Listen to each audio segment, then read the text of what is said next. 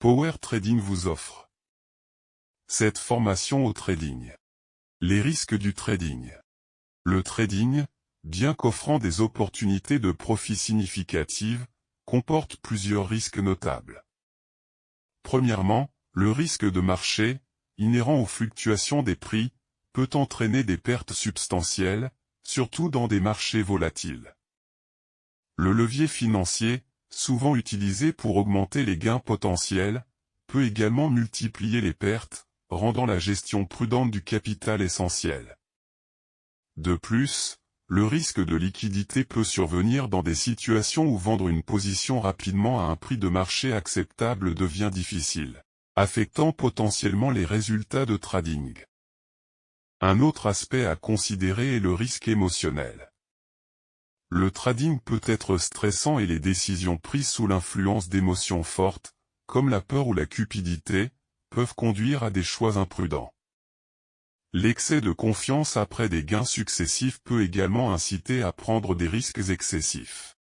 Enfin, le risque opérationnel, lié à la plateforme de trading ou aux erreurs de transaction, ne doit pas être négligé. Des problèmes techniques ou des erreurs dans la passation des ordres peuvent entraîner des pertes inattendues. Maximiser ses chances de profit dans le trading. Réussir dans le trading et générer des profits de manière consistante repose sur une compréhension approfondie des marchés, une stratégie de trading solide, et une gestion efficace des risques. Statistiquement, une grande majorité de traders particuliers font face à des pertes, avec des estimations suggérant que 70 à 95% des traders perdent de l'argent sur le long terme. Cette réalité souligne l'importance cruciale d'une éducation financière robuste et d'une préparation minutieuse avant de se lancer dans le trading. L'un des principaux défis est la gestion des probabilités. Le trading n'est pas une garantie de profit, il s'agit plutôt de prendre des décisions basées sur l'évaluation des probabilités de mouvement de marché. Une stratégie efficace exige la capacité d'identifier les transactions ayant un rapport risque-récompense favorable et une probabilité de succès plus élevée. Cela nécessite souvent une analyse technique et/ou fondamentale rigoureuse, ainsi que l'utilisation d'outils et d'indicateurs pour aider à prévoir les mouvements de marché. De plus, la discipline et le contrôle émotionnel jouent un rôle clé dans la réussite du trading. Des plans de trading bien définis, comprenant des points d'entrée et de sortie précis, ainsi que des stratégies de gestion du risque comme l'utilisation de stop-loss, peuvent aider à protéger contre les pertes excessives et à maximiser les gains potentiels. Le money management. Le money management, ou la gestion du capital, est un pilier fondamental du trading qui détermine en grande partie le succès à long terme d'un investisseur. Cette pratique englobe des stratégies et des techniques visant à minimiser les risques et à optimiser les profits, tout en préservant le capital de base contre les pertes importantes. Le but du money management est de contrôler l'exposition au risque tout en maximisant les opportunités de gain, créant ainsi un équilibre entre la sécurité financière et la croissance du portefeuille. Une des règles de base du money management est de ne jamais risquer plus d'un pourcentage fixe du capital total sur une seule opération. Ce pourcentage varie selon la stratégie et la tolérance au risque de l'investisseur, mais il est généralement recommandé de ne pas dépasser 1% à 2% du capital sur une transaction. Cette approche permet de limiter les pertes lors de séquences défavorables, assurant ainsi la pérennité du capital sur le long terme. La diversification est une autre stratégie clé du money management. Elle implique la répartition des investissements sur différents actifs, secteurs, ou marchés pour réduire le risque spécifique à un seul investissement. La diversification aide à atténuer l'impact négatif d'une performance médiocre d'un actif, car les gains d'autres actifs peuvent compenser les pertes. Exemple de money management parfait. Imaginons une tradeuse, Alice, qui dispose d'un capital de trading de 10 000 €. Consciente de l'importance du money management, elle décide de ne jamais risquer plus de 1% de son capital sur une seule transaction. Cela signifie que pour chaque trade, sa perte maximale ne devrait pas dépasser 100 €. Alice s'intéresse à une action qui, selon son analyse, présente un bon potentiel de croissance. Avant de placer son ordre, elle détermine son point d'entrée à 50 € par action et, pour limiter ses pertes, elle place un ordre de stop-loss à 48 €. Ainsi, si l'action tombe à 48 €, son ordre de vente sera automatiquement exécuté, limitant sa perte à 2 € par action. Pour ne pas dépasser sa limite de risque de 100 €, Alice calcule le nombre maximum d'actions qu'elle peut acheter sans dépasser cette limite. La différence entre son point d'entrée et son stop-loss est de 2 €, donc elle peut se permettre d'acheter 50 actions.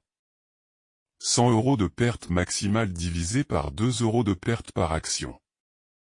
Ce simple exemple illustre comment un trader peut utiliser les principes du money management pour limiter les pertes potentielles sur chaque transaction, protégeant ainsi son capital global tout en cherchant à réaliser des profits. L'analyse fondamentale. L'analyse fondamentale est une méthode utilisée par les investisseurs pour évaluer la valeur intrinsèque d'un actif, en particulier dans le contexte des actions. Elle implique l'examen approfondi des données financières, économiques, industrielles et autres facteurs pertinents pour déterminer la santé financière d'une entreprise, ses perspectives de croissance et son positionnement par rapport à ses concurrents et à l'industrie dans son ensemble. L'objectif est d'identifier les actions sous-évaluées par le marché, offrant ainsi une opportunité d'investissement potentiellement lucrative. Les analystes fondamentaux se concentrent sur divers indicateurs pour évaluer une entreprise. Parmi les plus importants, citons les états financiers, bilans, comptes de résultats et tableaux des flux de trésorerie. Ces documents fournissent des informations vitales sur la santé financière de l'entreprise, notamment sa capacité à générer des bénéfices, à gérer sa dette et à financer ses opérations. En plus des états financiers, les analystes examinent des ratios financiers tels que le ratio cours-bénéfice, PE, le rendement des capitaux propres, ROE, le ratio d'endettement et la marge bénéficiaire nette. Ces ratios aident à comparer la performance et la valeur d'une entreprise par rapport à ses pairs dans l'industrie. L'analyse ne s'arrête pas aux chiffres. Les facteurs qualitatifs jouent également un rôle crucial. Cela inclut la qualité de la direction de l'entreprise, sa position et sa part de marché dans l'industrie, sa capacité à innover et à répondre aux changements du marché, ainsi que l'impact de facteurs externes tels que la politique gouvernementale, les conditions économiques globales et les tendances industrielles. L'évaluation des perspectives de croissance future est un autre aspect essentiel de l'analyse fondamentale. Cela peut impliquer l'analyse des plans d'expansion de l'entreprise, de nouveaux produits ou services, des acquisitions potentielles et de la capacité de l'entreprise à se développer dans de nouveaux marchés. En outre, l'analyse fondamentale n'est pas uniquement limitée au domaine des actions. Elle peut également être appliquée à l'évaluation de la dette d'entreprise, obligations, des devises et même des économies entières. Par exemple, les investisseurs en obligations peuvent examiner la solidité financière d'un émetteur d'obligations pour évaluer le risque de défaut. L'analyse fondamentale nécessite une approche méthodique et une compréhension approfondie des facteurs qui influencent la valeur d'un actif. Bien qu'elle puisse être chronophage, cette méthode offre une perspective complète sur la valeur intrinsèque et le potentiel de croissance à long terme d'un investissement, facilitant ainsi la prise de décision d'investissement éclairée. Les indicateurs de l'analyse fondamentale. L'analyse fondamentale repose sur une multitude d'indicateurs financiers et économiques pour évaluer la santé financière d'une entreprise, ses perspectives de croissance et sa valorisation. Voici quelques-uns des indicateurs les plus importants utilisés en analyse fondamentale. Rapport cours-bénéfice, PE, indique le ratio du cours actuel de l'action par rapport à son bénéfice par action. Un PE élevé peut suggérer que l'action est surévaluée, ou que les investisseurs s'attendent à une croissance élevée des bénéfices. Rendement des capitaux propres, ROE, mesure la rentabilité générée avec l'argent des actionnaires. Un ROE élevé indique une entreprise efficace en termes d'utilisation du capital. Rendement sur l'actif, ROA, similaire au ROE, mais mesure la rentabilité de l'entreprise par rapport à ses actifs totaux. Rapport cours-valeur comptable, PEB, compare le cours de l'action à sa valeur comptable par action. Un ratio inférieur à 1 peut indiquer que l'action est sous-évaluée. Ratio dette-équité, DE, mesure le montant de la dette par rapport au capital propre de l'entreprise. Un ratio élevé peut indiquer un risque plus élevé, mais doit être évalué dans le contexte de l'industrie. Marge bénéficiaire nette représente le pourcentage de revenus qui reste comme profit net après toutes les dépenses. Des marges plus élevées sont généralement positives. Croissance des revenus. La croissance des revenus d'une entreprise au fil du temps est un indicateur clé de sa santé et de son potentiel d'expansion. Flux de trésorerie libre, FCF, l'argent qu'une entreprise génère après avoir dépensé l'argent nécessaire pour maintenir ou étendre son actif. C'est un indicateur de la capacité de l'entreprise à générer des liquidités. Dividende yield, le rendement en dividende indique combien une entreprise paie en dividende chaque année par rapport au prix de son action. EBITDA, bénéfice avant intérêt, taxes, dépréciation et amortissement, offre une vue sur les bénéfices de l'entreprise avant l'influence de décisions financières et comptables, fournissant ainsi une mesure de performance opérationnelle. Ces indicateurs ne doivent pas être utilisés isolément pour prendre des décisions d'investissement. Une analyse fondamentale efficace implique une évaluation holistique, combinant plusieurs indicateurs financiers avec des facteurs qualitatifs, tels que la qualité de la direction, la position sur le marché et les conditions économiques générales, pour obtenir une image complète de la santé et des perspectives d'une entreprise. L'analyse technique. L'analyse technique est une méthode d'évaluation des instruments financiers par l'observation des statistiques générées par l'activité du marché, notamment les prix passés et les volumes échangés. Contrairement à l'analyse fondamentale, qui cherche à déterminer la valeur intrinsèque d'un actif, l'analyse technique se concentre sur l'identification des tendances et des modèles de comportement du marché qui peuvent indiquer les mouvements futurs des prix. Les analystes techniques utilisent une variété de graphiques, d'indicateurs et de modèles pour prédire la direction future des prix. Parmi les outils les plus couramment utilisés, on trouve graphiques en chandelier japonais. Ces graphiques offrent une représentation visuelle détaillée du mouvement des prix sur une période donnée, montrant l'ouverture, la fermeture, le plus haut et le plus bas. Les configurations particulières des chandeliers, comme les étoiles filantes ou les marteaux, peuvent indiquer des renversements de tendance. Moyenne mobile, les moyennes mobiles lissent les fluctuations des prix pour aider à identifier les tendances. Une moyenne mobile simple, MMS, calcule la moyenne des prix sur une période spécifique, tandis qu'une moyenne mobile exponentielle, MME, donne plus de poids aux prix les plus récents. Bande de Bollinger. Cet indicateur utilise une moyenne mobile et deux bandes situées à deux écarts type au-dessus et en dessous de cette moyenne mobile. Les bandes s'élargissent avec la volatilité et se resserrent lorsque le marché est stable. RSI, indice de force relative, le RSI est un oscillateur qui mesure la vitesse et le changement des mouvements des prix. Les valeurs de l'RSI varient de 0 à 100, avec des lectures au-dessus de 70 indiquant un surachat et en dessous de 30 une survente.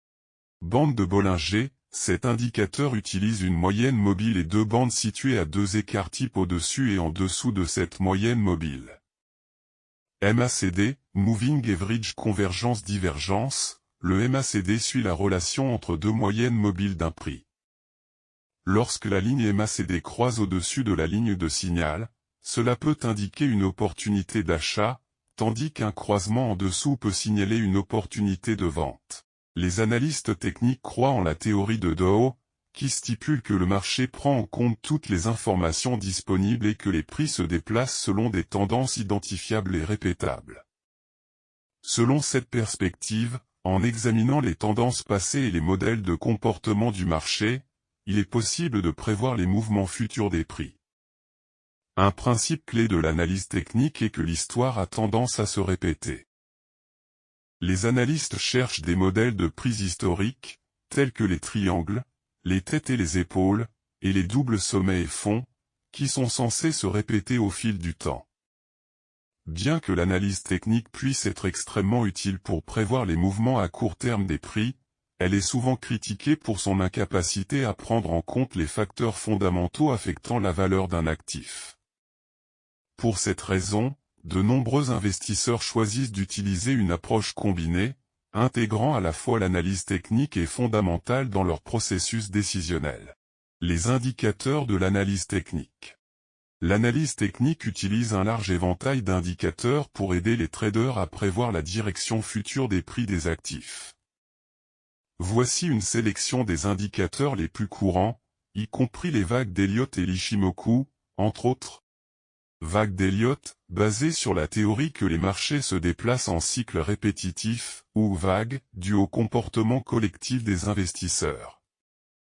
La théorie identifie 8 vagues aux 5 dans la direction de la tendance principale suivie de 3 corrections.